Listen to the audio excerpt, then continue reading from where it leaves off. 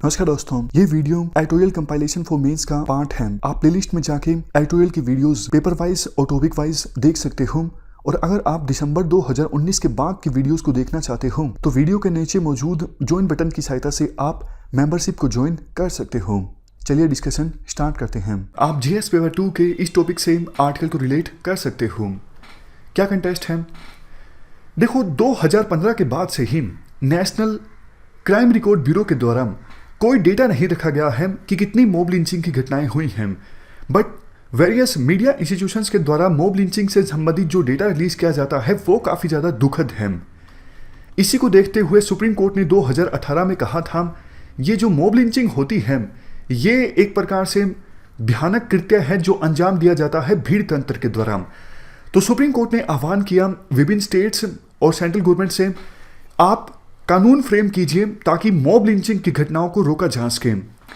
Supreme court ने कुछ guidelines भी दी ताकि अगर सेंट्रल गवर्नमेंट और वेरियस स्टेट गवर्नमेंट्स के द्वारा कोई कानून बनाया जाए मॉब लिंचिंग को रोकने के लिए तो उन गाइडलाइंस को शामिल किया जाए लॉ में। गाइडलाइंस इस प्रकार से थी कि फास्ट ट्रैक कोर्ट्स इस्टेब्लिश की जाए, मॉब लिंचिंग से संबंधित केस का जो ट्रायल है उसे जल्द से जल्द कंप्लीट करने के लिए विक्टिम्स को कंपनसेशन दी जाए, और अगर किसी पब्लिक ऑफिशियल के द्वारा अपनी ड्यूटी में कोताही बरती जाती है तो उसके खिलाफ सख्त से सख्त कार्रवाई की जाए।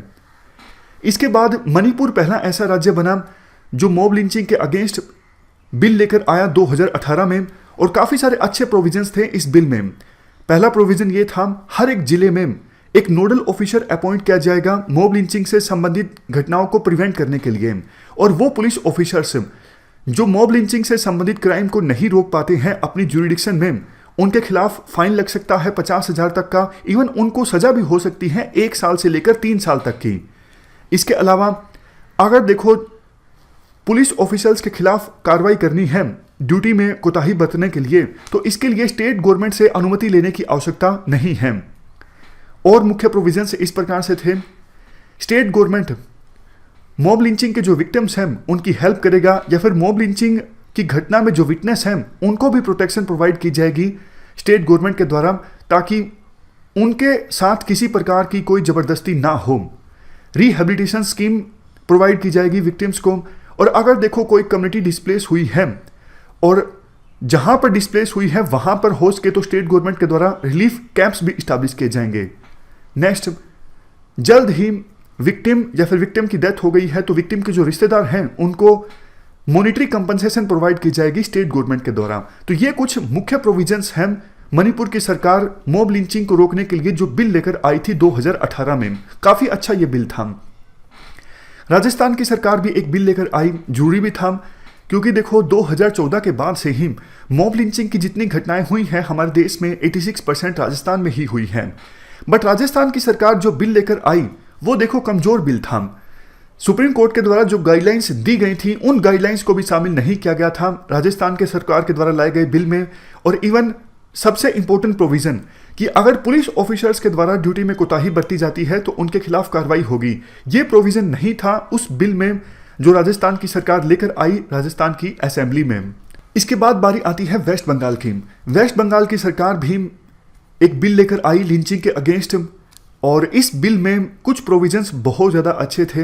ये कहा गया साफ तौर पर, अगर मॉब लिंचिंग में पीड़ित की डेथ हो जाती है तो ऐसे केसेस में मॉब लिंचिंग के परपिट्रेटर्स या फिर जो अपराधी हैं उनको या तो डेथ सेंटेंस दी जाए या फिर लाइफ इम्प्रिजनमेंट दी जाए, और साथ के साथ 5 लाख तक का फाइन भी किया जाए। वेस्ट बंगाल के जो गवर्नर हैं जगदीप धनखड़, उन्होंने इनवाइट किया है चीफ मिनिस्टर और दूसरी पार्टीज के लीडर्स को कि आप आइए हम इस बिल पर चर्चा करेंगे। वेस्ट बंगाल के इस बिल में सुप्रीम कोर्ट की ज़्यादातर जो गाइडलाइंस हैं उनको अडोप्ट कर लिया गया है। लास्ट में आर्टिकल में देखो ये बोला जाता है, अभी भी सिर्फ कुछ ही स्टेट्स ने एक्ट किया है सुप्रीम कोर्ट के आह्वान पर और मॉब लिंचिंग को रोकने के लिए वो बिल लेकर आए हैं। तो आवश्यकता ये है सभी राज्य मॉब लिंचिंग को रोकने के लिए बिल लेकर आए, और वो बिल स्ट्रॉन्ग भी होना चाहिए। ये सेंट्रल गवर्नमेंट से भी एक्सपेक्टेशन की जाती है कि सेंट्रल गवर्नमेंट भी इस प्रकार का एक कानून लेकर आए। इसके अलावा कुछ और सजेशंस राइटर के द्वारा दिए जाते हैं, जैसे देखो बहुत बार डॉक्टर्स जो होते हैं वो भी मॉब लिंचिंग के जो विक्टिम्स होते हैं उनके साथ भेदभाव करते हैं, क्योंकि काफ़ी बार डॉक्टर्स को ये लगता है कि दूसरी कम्युनिटी के हैं ये विक्टिम्स, इसलिए ज़्यादा मदद नहीं भी दी जाएगी तो चलेगा, या फिर काफ़ी बार डॉक्टर्स चीज़ों को हल्के में लेते हैं। रीज़न कोई भी हो, अगर कुछ डॉक्टर्स के द्वारा ऐसा किया जाता है तो उनके खिलाफ भी कार्रवाई का प्रावधान होना चाहिए, या फिर अगर कोई पॉलिटिकल लीडर भीड़ को एनकरेज करता है इस प्रकार की घटनाओं को अंजाम देने के लिए तो उन पॉलिटिकल लीडर्स पर भी कार्रवाई होनी चाहिए।